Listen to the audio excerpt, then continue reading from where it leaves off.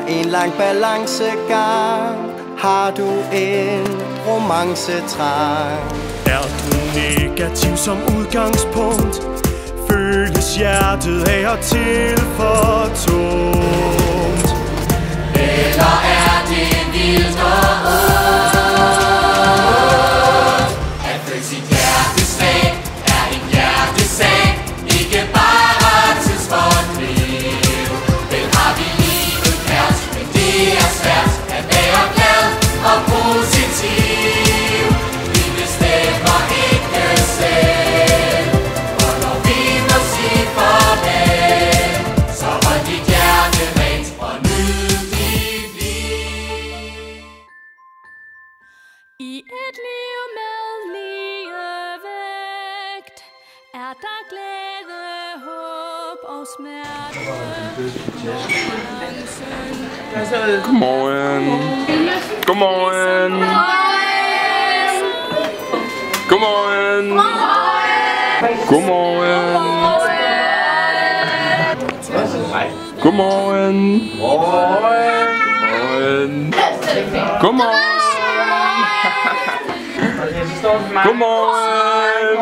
Godmorgen. Det bliver fucking godt. Kasper, det blev lort. Det bliver fucking godt. Det bliver rigtig godt. Det bliver godt. Det bliver godt, okay? Det bliver så godt. Sig, det bliver godt. Det bliver godt, så. Ja, okay. Skide godt, Sofie. Det kan godt være, det er klar. Og så skal vi ikke. Hallo, jeg er i gang med at give nogle praktiske beskeder. Hej Kasper. Jeg orker. I dag spiller vi vores forestillinger af, som vi plejer at gøre. Og i dag skal vi, synes jeg, i dag skal vi filme. Ja. Det er sådan, vi gør lille bror. Sådan, ja.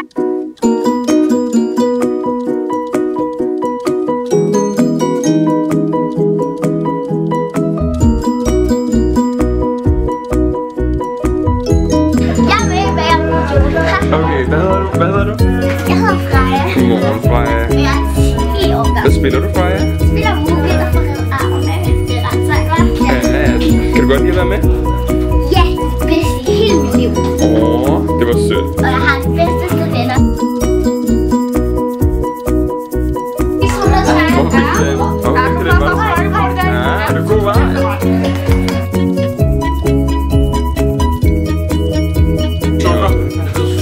Det er forståelse af sukker. Nej.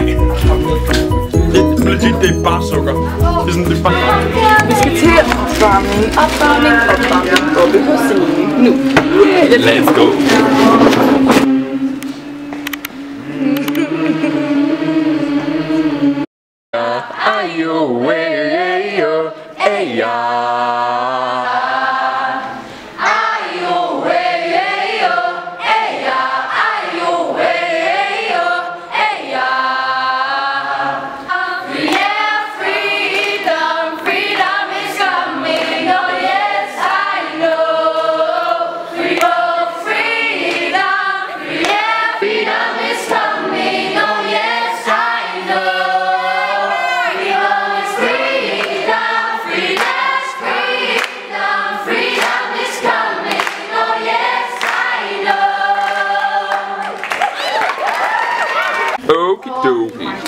Vi skal til at lægge vores makeup færdig. Jeg spiller en krokodilrønner.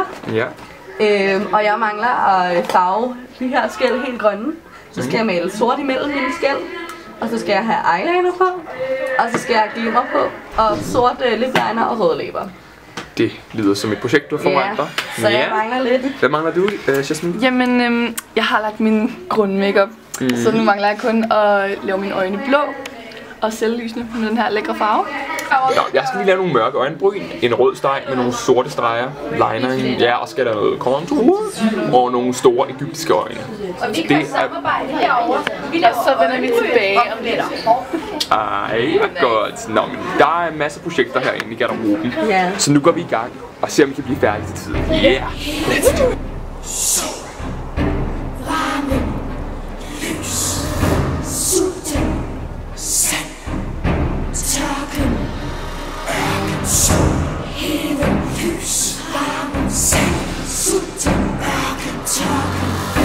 Sol, kom hjem os.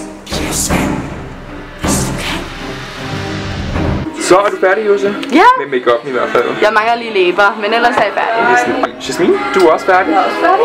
Ja, det ser godt ud. Zoomer lige ud, så man kan se os alle sammen. Du er også cool. Hej venner. Hej venner. Nå, så kan du vente til, at jeg næsten er færdig. Skal vi så lige tage sådan før og så efter? Ja. Så det her, det er Emil før han er blevet mumie. Og det her, det er efter. Ja. Og så godt ud, Emil. I will be ready when I am ready. Which is now. Hvad er I gang med nu? Jeg spiller krokodillerytter, så jeg skal rigtig meget lægge op på. Ja. Så det er i gang med, at jeg lige lægger en flot eyeliner her med en Gush 007 Navy Blue, men den er sort. Jeg er faktisk også i gang her, for jeg skal være ond præst, jeg skal bare være sort næsten all over. Han har sådan nogle sommerfuglevinger her. Ja. Og sådan nogle. Og den her, den er made in Germany. Ja, og den her, jeg tror den er made in China. Så ja. Aha, made in Germany. Ja, så vi er begge to tyskere lige nu. Tysker for en dag. Det er da meget godt, hva'? Vi vil gerne lige se, vi vil gerne være med endnu under klipningen her, kontakt på det, fordi der skal bare ikke være noget med det. Du ser skarp ud, Laurits. Nå, fik du træning? Hvad skal vi? Ja, hvad skal vi? Skal vi vise dem op til scenen? Ja, lad os gøre det. Okay, vi skal på scenen. Ja. Stage door.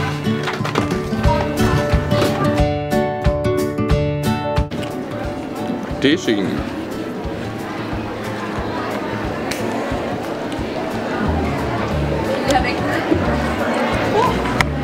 Hvad er det, vi kan se her? Det er væk 10 minutter. I gang med Ja. Anna, hun råbte lige 10 minutter. Så det er 10 minutter, så vi starter. Vi skal spille. Ja, jo. Skal vi gå op og filme publikum? Kom ud af hullet. Gud, ja, lad os gøre det. Ja. Så må du bare lige ud af hullet der. Det er publikum. Det er vildt sjovt. Nå, det her er sidescenen. Det her Anna sidder. Nu var scenet. Forestillingsleder. Forestillingsleder, ja. Og så her er der lige sådan et spejl, man lige kan kigge sig i. Jeg skal røre på lige Så skal du lige være nu. Så skal vi lige være 6. Altså, så vi lige. Jeg har forresten fået helt med kostume på. Så det er sådan en lækker hårde ting fra Egypten. Kæft, det ser godt ud, Kasper. Ja, sådan en dejlig top. Og det er uddannelseslarme. Jo, vent en gang, vi skal lige om bag scenen. Så det her, det hedder PPC'en, det der, hvor der kommer lys sådan på bagscenen.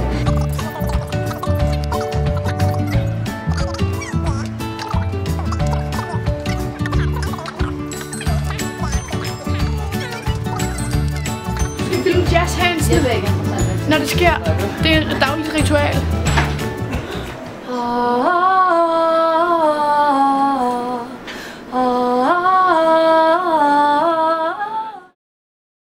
Vi er klar. God forestilling, venner.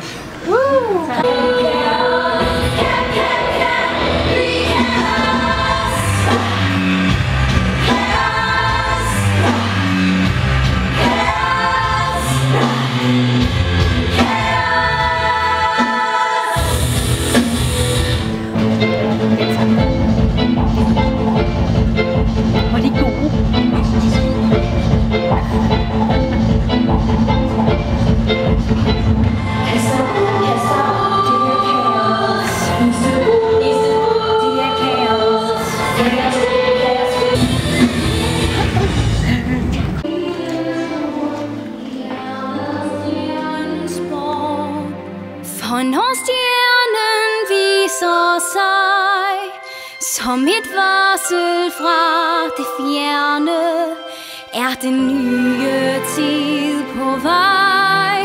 Der bliver liv til hver en egen, og det håb for dig og mig vil vi få fra nitens stjerne.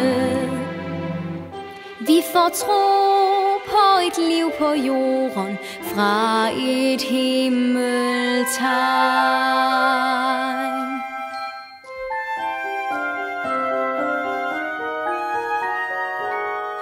Mor hun sagde, livet kom fra Nilen. Vores skat, det er flodens vand. Når den går over sine bredder, får vi frugtbart land.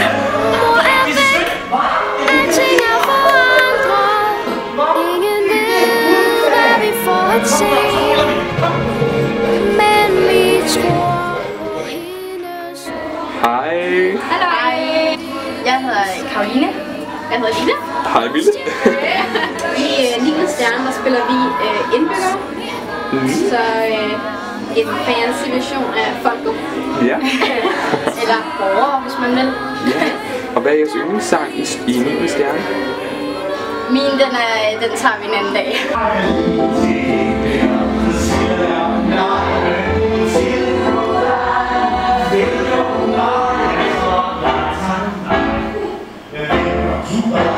Du bestemmer ikke alt, hvad du vil have. Sig mig, hvad jeg tror. Ja, det tager vi en anden dag. Og jeg tror, at min yndlingssang, det er Sandhovs Fjer. Er der glæde, håb og smerte, når balancen er perfekt, ligesom vægten viser her. Vil du... Ja, hvordan er det så at være her under glassalen? Er det anderledes, man forventer? Er det spændende? Ja, hvordan er det? Der er meget lidt plads. Der er meget lidt plads. Ja, lige nu står vi for eksempel toilet og filmer. Det beskriver nok sådan. Der er ro. Nej, vi er rigtig mange mennesker på meget lidt plads. Så det er en fantastisk oplevelse, men det er også et hårdt arbejde. Meget hårdt arbejde. Ja. I øjeblikket der spiller vi 2 forestillinger om dagen. Klokken 12 og klokken 15, så vi møder klokken 10. Og går hjem klokken 6. Men det er det hele værd. Det er så fedt, og hvis der er nogen, som har en interesse for drama, sang eller dans, så skal man helt klart søge ind på Eventyr-teatret, fordi det er priceless. Helt sikkert. Helt sikkert. Esben, hvad synes du er det bedste ved Eventyr-teatret? Bedste ved Eventyr-teatret? Ja. Det synes jeg er pigerne, tror jeg. Ej, forstå. Hvad er det næstbedste så? Det næstbedste? Ja. Jeg tror, det er Trillerille.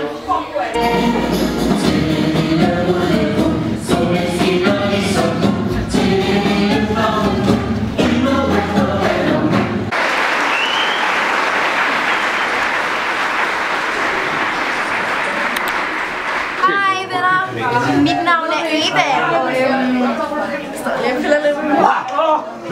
Vil du mene at interviewe Magnus og Malte? Ja! Kom, lad os køre. Jeg er klar til at kæmpe. Hej! Hej! Nej.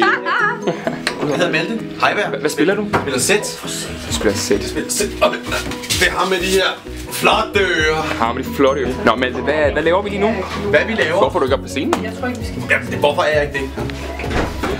Fordi vi har pause mellem 2 forestillinger. Så lige nu kan jeg faktisk gøre sådan her. Gør lige det. Zoomer lige lidt ind. Ej, ja. Ej, det er godt. Det er rigtig godt. Rigtig godt. Nej, vi er mellem 2 forestillinger. Så nu er der pause i 20 minutter. 3 kvarter. 3 kvarter. Ja. Så føles det som 20 minutter, fordi det går godt nok stærkt. Og så er der bare forestilling igen. Nå, Malte, vi vil bare gerne lige spørge lidt om, hvordan det er at være med. Hvordan er det at være med? Du er førsteårselev. Jeg er førsteårselev. Simpelthen. Og jeg er så glad for at være med.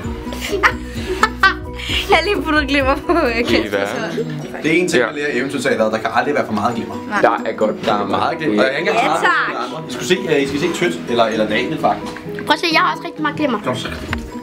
Ej. Gud ja, ej, hold da op. Jeg skal bage. Skrabbe. Ja. Så. Nå, Malte, okay, så du er førsteårselev, og du elsker at være med. Jeg elsker at være med. Er der andet, der er vigtigt og sjovt at vide, godt at vide om dig? Ikke andet end, at jeg er super uinteressant. Du snakker om, at jeg er typecastet, fordi jeg har en ulækker karakter. Og jeg er meget ulækker, så... Ej, det var sødt sagt. Ej, det var sødt sagt. Var det ikke det? Er det en sjov scene? Hvad er det for en scene? Gud, der sker noget her. Godmorgen. Klokken er hvad er klokken? 2? Den er her, den er 14:22. Godmorgen så. 14:22. Ja, skide godt. det er rigtigt. Det er sådan et Eva. Godmorgen. Godmorgen. Jeg har et spørgsmål. Skal vi lave sådan en fire round? Jeg har lige et spørgsmål. Jeg har et spørgsmål. Er du klar?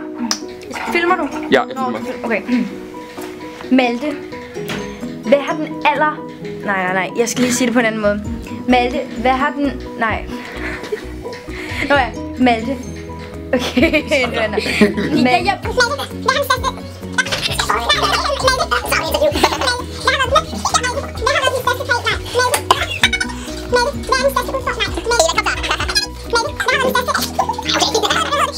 Nå, Malte, hvad har været den største udfordring ved den her prøveperiode?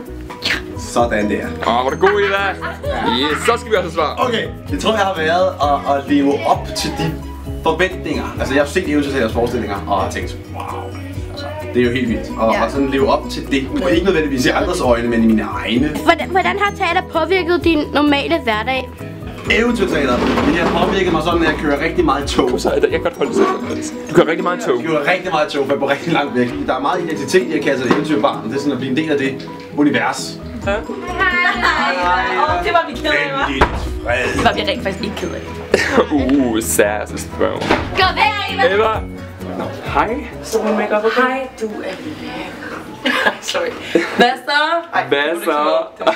Det tror jeg med. Okay, hvad hedder I? Selma Muksgaard Hansen. Barcelona. Barcelona. Barcelona. Nå, Barcelona, hvad spiller du? Jamen, jeg spiller en mumie. Det er flot kostyme, du på. Ja. Alle andre går ud nu, det kunne man også. Og Selma, hvad spiller du? Selma Muksgaard. Ja, det er fint. Jeg er slangegudinde. Det var også et fint kostyme. Jeg er død. Slangegudinde. Ja, man kan matche. I see. Det ser godt ud. Hvad synes jeg er det bedste at være med i Eventyrteater? Det er nok de venskaber, man får. Ej, det er helt klart fællesskabet og venskabet. Ej, jeg kan ikke så godt lide kage. Æblerne. Okay. Damn. Sådan, seriøst. Folk, menneskerne, familien herinde. Det er ligesom ens nummer 2 hjem. Og så selvfølgelig også stå på scenen, det er mega fedt. Det er 7. gang, jeg er med. Ja, 3. gang, jeg er med. Hold op, så I er nogle erfarne kvinder. Kvinder? Ja, det kan godt. Jamen, det er vi da. Ej, hvor godt. Du er så... Okay, mor. Ej, hvor er jeg så... Jamen, så er du med, Philip. Det kommer ikke med, vel? Ja, du er med. Hej. Hej. Hvad hedder I? Jeg hedder Philip. Jeg hedder Philip. Nej, du hedder Sofie. Jeg spiller en meget bærende rollestykke. Jeg er vagt. Og det er dem 2 indbyggerpiger. Okay, så skal vi holde til dig nu. Du skal holde en kæft. Vi skal snakke højere. Snak højere. Og hun er skide irriterende, Sofie, fordi hun tager mit spot. Ja. Skal det være, der er microport på lige her? Det er også det, jeg siger, du tager mit fucking spot, mand. Dit spot eksisterer ikke. Okay, nogle gange slår Det er den, som alle hader, Philip. Bare deal med det. Deal med det, Philip. Så vil du godt slå kameraet. Philip er en lort. Nej, det er jeg i hvert fald ikke. Hej. Nå. Ja, jeg hedder Philip. Jeg hedder Sofie. Hej Maria, hvad har vi lige lavet? Er det Marie? Maria, hvad har vi lavet? Jeg er lige på det. Okay. Nu har vi lige lavet første forestilling i dag, så vi er lige blevet færdige med anden gang. Og så nu lige her om et kvarter, så kommer der et nyt publikum ind i salen, og så skal vi lave en forestilling. Ja.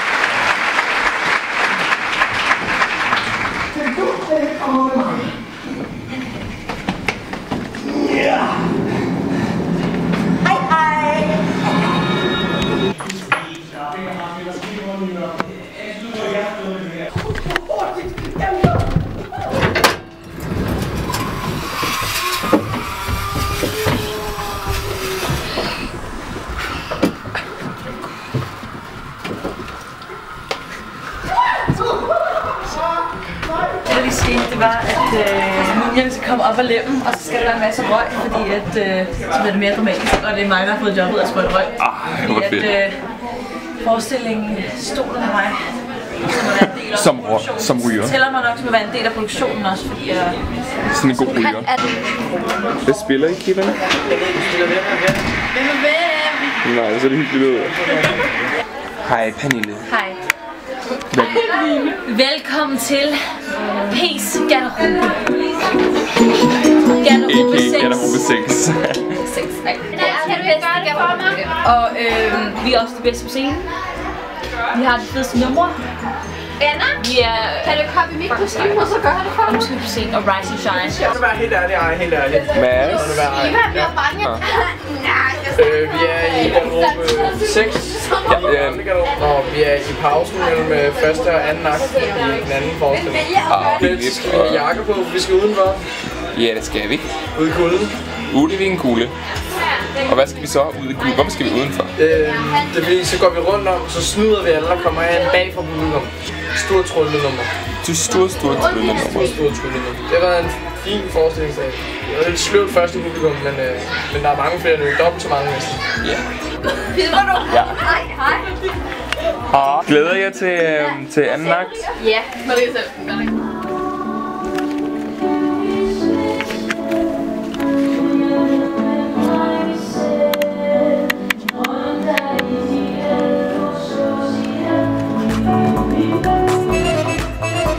Hvad så Simon, var det gode forestillinger? Det var rigtig gode forestillinger. Den første var fin nok, og den anden var rigtig god. Ja, helt enig. Det er godt, ikke? Det er helt kan man sige. Nu skal vi bare have vores make-up af. Det tager 40 minutter på, og 3 minutter bag. Hvad laver vi nu, Philip? Ja. Jeg skal fjerne min maske, fordi at ellers så tror folk, at jeg er en klovn, når jeg går hjem. Fordi faktisk, ikke?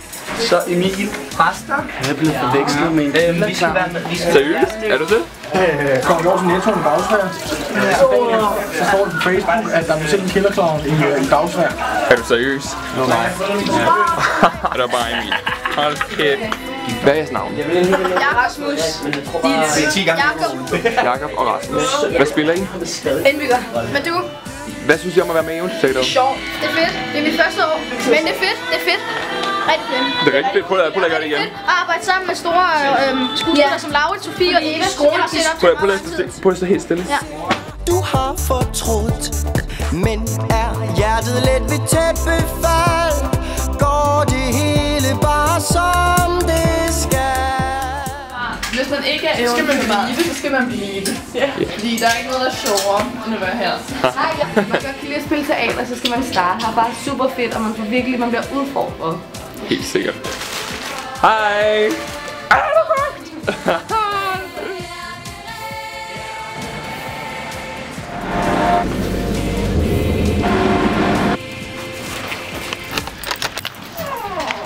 Benny. Hej.